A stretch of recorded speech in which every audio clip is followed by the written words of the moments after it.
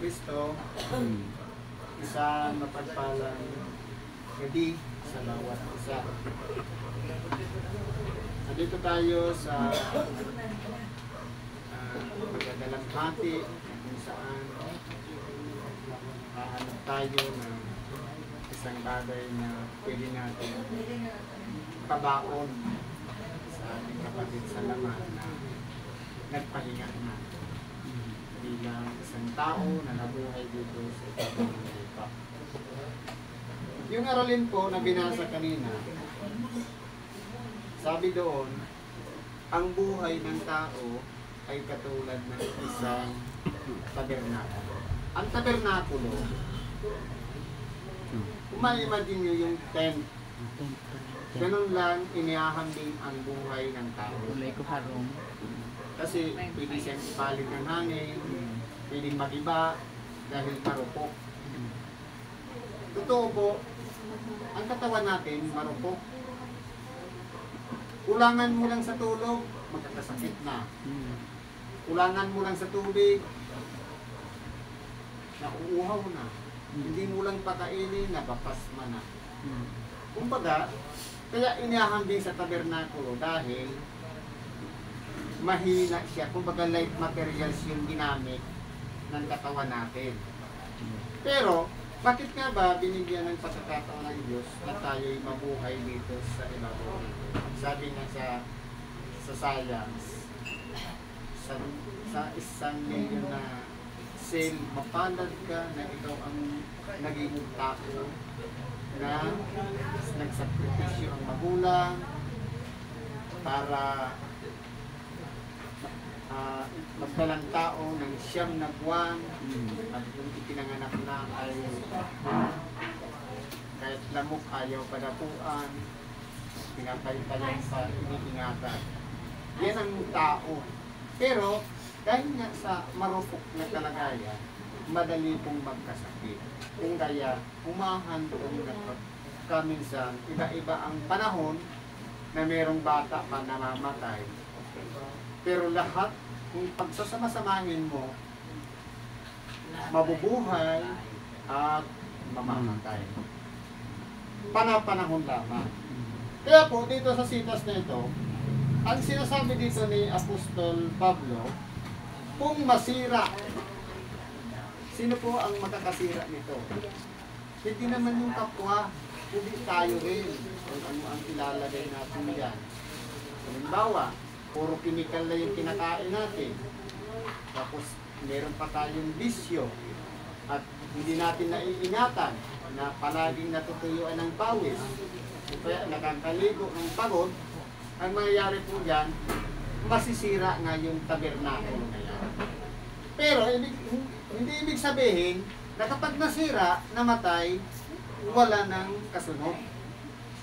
Dito po sa Ebanghelyo, mayroong pang inihanda na katulad naman ng isang gusali na kumbaga, konkrito, matibay, matatag, wala ng kasalanan. Kaya kung dito, mayroong karamdaman, mayroong sakit, mayroong pagdurusa, luha, dahil nandito tayo sa ibabaw ng lupa. Pero, doon sa tinatawag na afterlife, ito na yung mas magandang yugto ng ating buhay. Kasi po, sabi ang buhay ng tao, 4 na pagkakasunod-sunod yan. Ang una, yung buhay na iningatan ka ng magulang mo, 9 na buwan kang nanirahan sa kanyang sinapupunan. Ikalawa, nung ipanganak ka, na nabuhay dito sa ibabaw ng lupa, na humihinga. At ang ikatlo, yung buhay na nasumpungan natin na tayo'y nagsisi at nagbago at nagbalik loob sa Diyos, na tinanggap natin siya bilang ating tagapagligtas. At ang pang-apat, yung buhay na inihanda ng Diyos doon sa pagkatapos na ang tao ay mamatay sa pagbabalik ng ating dakilang Panginoon. Kung papaanong siyang nabuhay na mag-uli sa mga patay, tayo rin naman ay bubuhayin mag-uli sa mga patay. Kaya kinakailangan po, pasalamat tayo dahil kay Brad na Rosel, nung sinabi ko sa kanya na magsisi, hindi po siya nagdalawang isip. Dahil alam niya, may kasalanan siya sa kanyang sarili kung bakit siya nasira yung katawan niya. Pwede sigurong naabuso, na may mga bagay na hindi niya naiwasan, naingatan, dahil siguro ng, siyempre, bilik ng laman, tawag nga niya, kaya hindi niya maiiwasan, kaya nasira ang kanyang katawan. Ganun po yun. Kaya dito po sa pagkakataon na siya'y nagsisi at nanumbalik sa Diyos, humingi po siya ng tawad, na kumbaga hindi siya nag-isip o nagdalawang isip na napag-iisipan niya pa, kundi oras mismo na yon, lumuha siya at humingi siya ng tawad dahil alam niya meron siyang nagawa na nasira yung kanyang katawan. Kaya po kumantong siya sa lumaki yung tiyan na hanggang sa pahina ng pahina. Ang mahalaga doon, tinanggap niya ng puso sa kanyang sarili, na sadyang ang buhay ay ganyan. Ang mahalaga doon, inihanda niya na ang kanyang sarili doon sa pang-apat na buhay, na kung saan yung pagbabalik ng ating dakilang Panginoong Jesucristo. Kaya po, dito sa aralin na ito, hindi ibig sabihin na, halimbawa, nasira na yung tabernakulong ukol sa lupa, mababakante na dahil saan na sa titira. Tapos malayo pa yung gusaling mula sa Diyos. Hindi ibig sabihin na mananatili siyang hubad. Kundi, siyempre, merong pupuntahan yung kaluluwa niya kung saan siya magpapahinga. Sapagkat sabi sa banal na kasulatan, ang alabok ay babalik sa alabok, ang espiritu mula sa Diyos ay babalik sa Diyos. Saan pupunta yung kaluluwa? Doon na yung isang lugar na hahanapin nila yung Diyos. At yung iba naman na hindi nakapagsisi, doon na sila magsisisi at magbabalik loob sa Diyos. Pero pasalamat tayo dahil humihinga pa siya, humingi na siya ng tawad. Kumbaga, naka-prepare na siya. Sabi nito, sapagkat tunay na kami na nasa tabernakulong ito ay nagsisihili. Totoo po.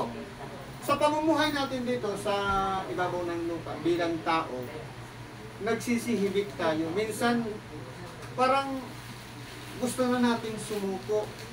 Halimbawa, dumaranas tayo ng mga problema, kung ano-ano mga nangyayari sa ating buhay, parang gusto na nating isuko ang ating sarili na huwag na tayong magpatuloy. Kundi dahil nga sa ang buhay na ipinagkaloob ng Diyos, siya lang ang nagbigay at siya lang ang may karapatang bumawi.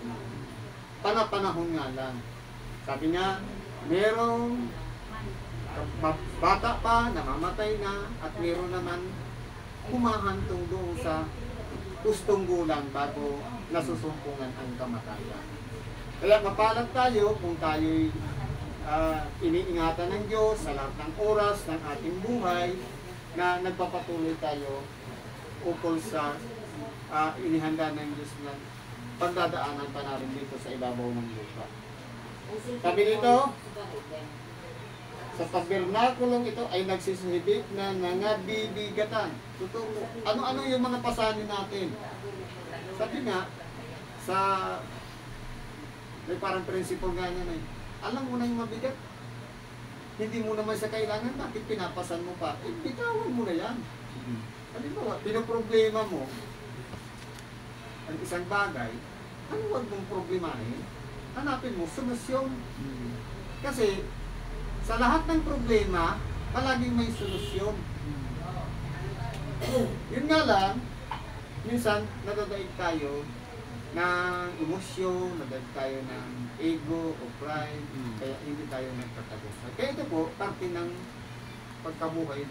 Sa ito lang nga, mga bata pa, no? Ilan taon pa lang yung panganay? 26, bata pa. Tapos si Brad, iniwan na yung bunso, hindi niya napil ng tulo na kasama niya yung hanggang sa lumaki siya na makagraduate. Kaya mabigat yun. Pero ang importante po yun, bukas yung pag-isip natin. Na dumating siya sa hangganan niya, ang mahalaga doon, nagawa niya yung para sa pagtataguyod ng pamilya. Na kung meron man siyang nagawang hindi nyo nagustuhan, huwag yun ang tingnan natin. Ang tingnan natin yung both side. Sabi nga, bad side and good side na ginawa niya sa pamilya. Yan ang tingnan natin. Kasi minsan, nagsisisihan pa, kaya ano pa. Dapat buksan na lang natin pag-isip. Yung maluwag na pagtanggap na hanggang doon na lang ang limitasyon ng buhay ni Brad na Jose. Yun po yung importante po, yung bukas natin pag-iisip. Kaya po, dito sa Ebanghelyong itong una, ang itinuturo dito, nabubuhay tayo dito sa laman, meron pang kasunod, na katulad ng gusali na hindi nasisira. Yun ang inihanda ng Diyos, yung liluwalhating katawan, na doon na tayo titira, wala nang karamdaman, wala nang sakit, pagdulo sa hirap, at kung ano-ano pa man, mga negative na dinaranas natin nasa tabernakulo pa tayo sa panahon ngayon. Ngayon tuloy natin yung isang sitas. Sa kalawa, sa unang Pedro, 1, versikulo 13 hanggang 25. Medyo mahaba siya, no? Sabi dito, kaya't inyong bigtisan ang mga baywang ng inyong pag-iisip na maging mapagpigil kayo at inyong ilagak na lubos ang inyong pag-asa sa biyayang dadaling sa inyo sa pagkahayag ni Jesucristo. Sabi dito, bigtisan ang mga baywang ng inyong pag-iisip. Imagine mo, isip, may baywang, tapos doon mo itatali. Yung pinuso nga niyan, itatali sa ulo. Ito yung biwang niya, dito siya magtatali. Pero ang sinasabi po rito, ibig sabihin ng bigtisan, dapat masakop yung buong nating pag-iisip. Na dapat, yung nakabalot yun sa ating ulo, yung tinatawag na pagpipigil. Yung control. Kasi minsan po, sa buhay natin, nadadayag tayo ng emosyon, natatalo tayo ng tentasyon, o kaya nadadayag tayo ng mga dinaranas nating mga depende sa karanasan na nangyayari sa ating buhay. Sabi dito, inyong ilagak na lubos ang inyong pag-asa sa biyayang galanhin sa inyo sa pagkahayag ni Jesucristo. Meron po kasing timing yung pagkahayag ni Jesucristo. Ito na yung pagbabalik niya. Kumbaga, yung pag-asa natin na doon sa buhay na walang hanggan, doon tayo dapat nag-prepare. Nagaya ng mga anak ng mga kalimahin na huwag kayong mag-asa ng ayon sa inyong dating masasarang kita ng kaling mga nasa walang kaalaman. Ibig sabihin, ang buhay po kasi ng tao, mula sa nakasanayan, nakahiligan, bunga ng barkada, kaibigan, o pamumuhay dito sa ibabaw ng lupa, sa eskwelahan man yan, o dito sa komunidad, yun yung naturalisa ng ating buhay. Pero dahil nga, sa paningin ng Diyos, tayo po ay kung mahalaga sa Kanya, gagawa siya ng paraan para tawagan tayo sa pamamagitan ng Ebanghelyo. Ano ba ito? Dahil lang si Brad, nagpaalam na siya para yung Ebanghelyo makarating dito sa lugar nito. Na ito ang magbibigay sa atin ng pag-asa na kumbaga yung pag-asa na kasi parang ano yan, insurance yan. Halimbawa, meron tayong insurance na SSS, halimbawa, at ganyan.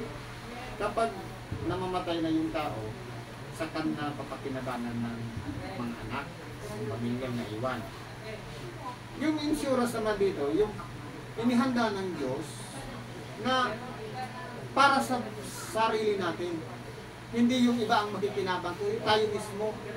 Yung insurance na kapag tayo'y namatay at bumalik ang ating dakilang Panginoon, sigurado naman tayo natatanggap ng buhay na walang hanggan. Yun po yung nais dito na ipapag. Yun yung pag-asa.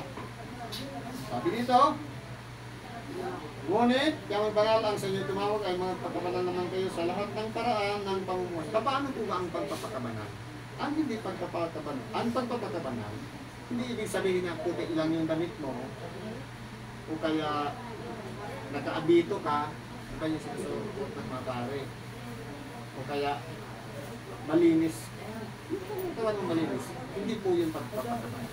Ang pagpapakabanal, ang ibig sabihin, yung palagian paghingi ng tawad sa Diyos. Pagsisisi. Kasi po, pinatawag ang isang taong banal sa oras na siya'y nagsisi. Nagbalik loob sa Diyos. Kasi kumbaga, nai-erase yung lahat ng kabigatan na pasan-pasan natin, yung mga halimbawa, hindi tayo nakapagpatawad sa kapwa. Kapag humingi tayo ng tawad, automatic magre-release din tayo ng pagpapatawad sa kapwa. Lalong-lalo na yung mga, kumbaga, nakaugat na. Dahil, pamamaraan po yun na hindi tayo mapapatawad ng Diyos kung hindi rin tayo magpapatawad sa ating kapwa.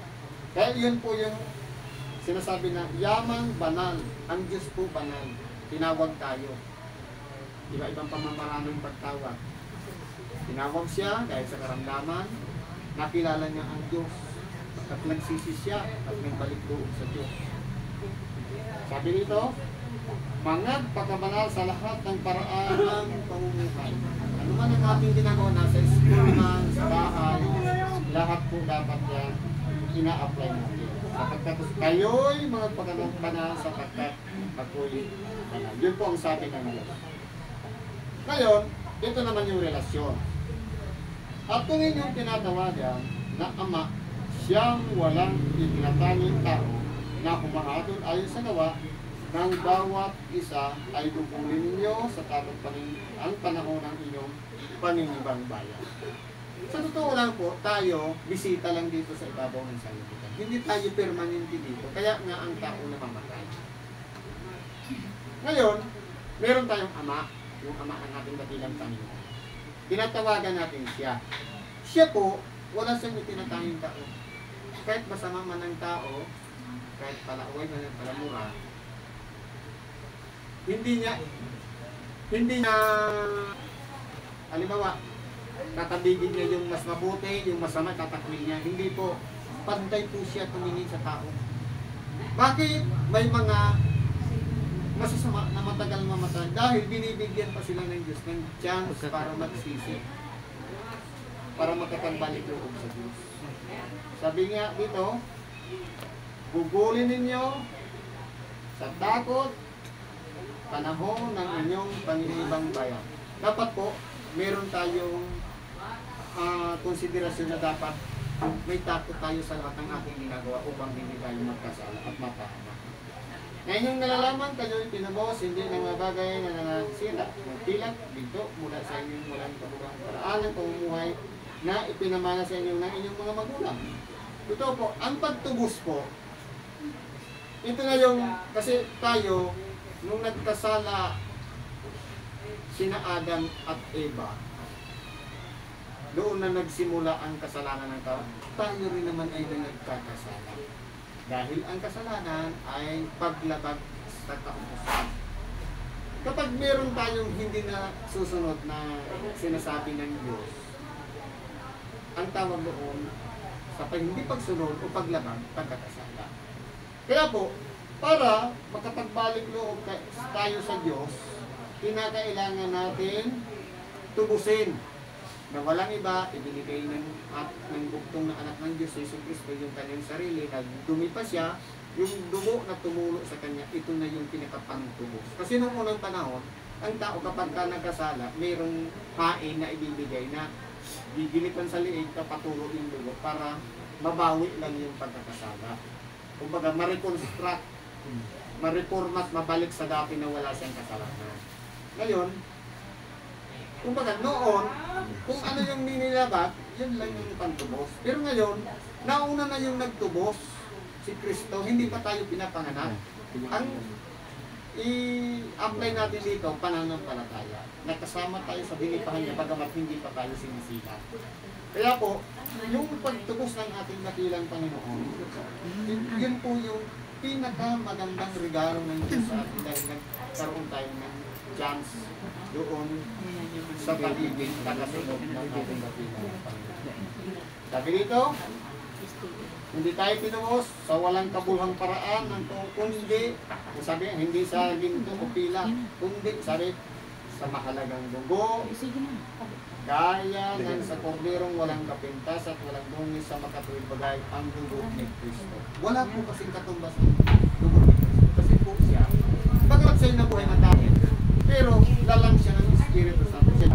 At iningatan niya rin ang sarili ng magkalap hanggang sa dumating nito na siya ay iaalay ng kanyang buhay. Yung dugo na dumali sa kanya, yung dugo ang nagpapatawad ng kasalanan ng sangkatauhan. Kaya mapalad tayo kung ilalapit natin ang ating pananampalataya at kasama tayo sa mga pinupos ni Kristo. Sabi nito, na nakikilala nga ng una bago itinatag ang sanlibutan, ngunit inihayag sa mga huling panahon dahil sa iyo. Ito po noon, nabanggit na yan noon. Pero sa mga huling panahon, ito na yun. Noong dumami na yung tagapangaral ng ibang. Kumbaga, spread out na siya at marami na rin ang tumatangkilik ng salita ng Diyos.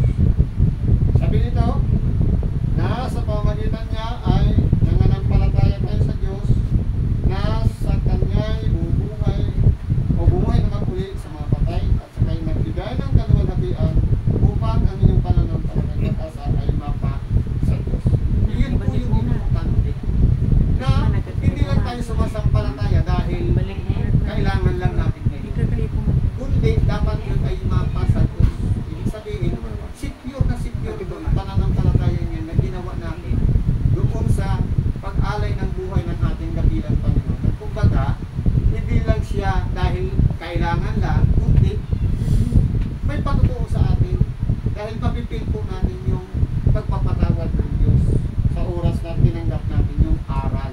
Kasi po ang gagawin yan, sabi nga, kung marinig ninyo ang kanyang tinig, huwag ninyong papagmatigasin ang inyong mga puso. Yung pagtanggap ng aral, papasok sa tainga, mananahan yan sa ating puso. Yun yung magiging gabay sa ating pang-araw-araw. Sabi nga dito, yamang nilinis ninyo ang mga kaluluwa ng sa inyong pagtalima sa katotohanan, pag-ibig, na hindi pa kunwari sa mga kapatid, ay magbibilang kayo ng puminga sa inyong puso sa isa't isa. Ngayon, hindi ba nagsisi tayo o humingi tayo ng tawad? Sabi nga, yamang nilinis ninyo ang mga kaluluwa sa inyong pagtalima. Kumbaga, hindi na tayo masumahit, nakasunod na tayo ni Kristo sa pamamagitan ng paghingi ng tawad. Dapat po, gawin natin yung pawag sa katotohanan. Sabi nga, magpakatotoo tayo. Sabi nga, sa pag-ibig na hindi pakunwari, yung pag-ibig na sinabi pakunwari kayo sa iyong plastic, mabuti sa harap, pagtalikod, hindi. Dapat po, huwag ganon. Talikod pa niya, o harap, ipakita natin yung totoo. Yun yung important. Sabi po dito, manag-ibigan kayo ng buong ningas. Parang yung ilawan, di ba, yung nagdiningas, nagpapatuloy siya. Yung pag nararamdaman na pipil ng ating tawa, yung pag-ibig na sinasabi.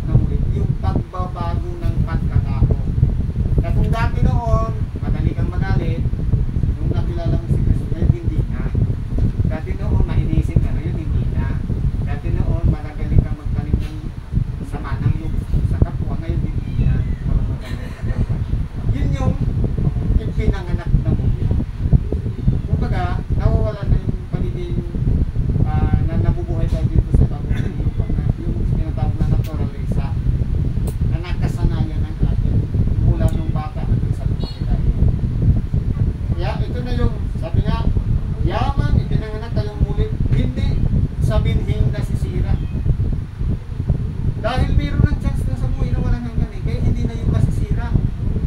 May chance na. Kundi sa walang kasira sa pamamagitan ng salita ng Diyos na nabubuhay at namamalagi. Ito po yung nagpapa-pure yung salita ng Diyos. Kasi po tayong tao makalimutin. Minsan sinabi ngayon, halimbawa, ito gawin mo, kaya may sakit ka, kapag magaling na, nakakalimot na. Sabi nga, dapat gawin natin ng may katapatan sa ating puso na dapat hindi yung makalimutin tayo, kundi sundan natin yung tamang-tama para sa pamamagitan ng pakikinig ng ibang video. Bakit po? Sabi dito, sapagkat ang lahat ng laman ay galing ng damo. Tayo pong mga tao, inihahambing sa isang damo. Ano yung damo? Ang halaman na ang lahat ng kanyang karangalan ay gaya ng tulad ng damo. Minsan dumarating sa buhay natin yung napakagandang kwento ng ating buhay, yung nagtatagumpay tayo, nag-graduate ka, tumakitag ka ng mga diploma, tapos marami kang mga celebration natin sa babae, nakapangasawa kayo, gano'n. Yung mga masasayang buhay, yun yung mga bulat-lat na dumating sa ating buhay, yung isang taon, wala tayong makasakit, ano. Sabi nga, ang damo ay natutulog. Kumbaga, nawawala din yung minsan. Dati noon, halimbawa, sabi, katulad ng bulat-lat ng kagandahan, nakakinis yung mukha mo. Kumbaga, wala kang kasugat-sugat. Katulad ng bulat-lat ng damo. Pero, nawawala din yan sa oras na nagkailan at tumulog. Yun po yung, sabi dito, ang damo ay natutuyo at ang bulat-lat ay nalalata. Ito na yung papunta sa kamatayan. Datapwat, ang salita ng Panginoon ay mamamalagi magpakailan. Inabutan natin yung salita ng Diyos. Aalis man